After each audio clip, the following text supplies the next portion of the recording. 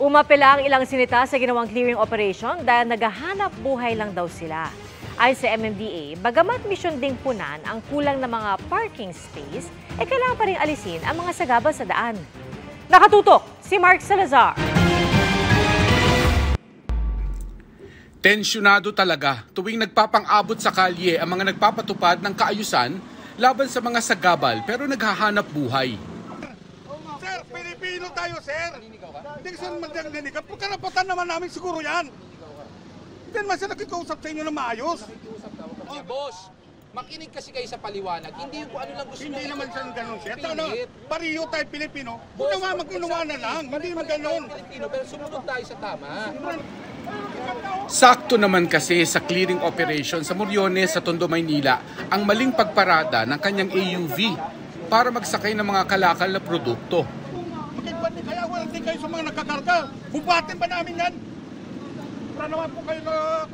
Hindi usap naman sa inyo. Hindi naman... Saglit lang naman nung ano namin eh. Dahil nyo po na marsyal tayo. Marsyal ba tayo ngayon?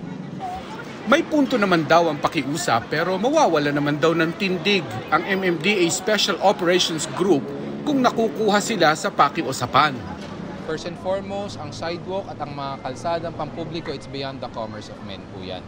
So hindi naman po natin po pwedeng payagan ng ilan because una-una, that would be unfair. Kabilang sa 17 mabuhay lanes o alternate routes ng Metro Manila ang Moriones Street. Kaya binabalik-balikan daw nila ang lugar pati ang R10 at Kapulong Street. Pero kada balik, 2 lane palagi ang kinakain ng illegal parking at puno ang bangketa. Isa ang sasakyan ng mismong kagawad ng Barangay 41 sa mga natow.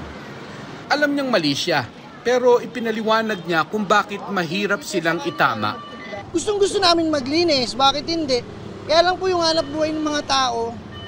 Nasabihin kagawad, magugutom kami. Chairman, magugutom kami.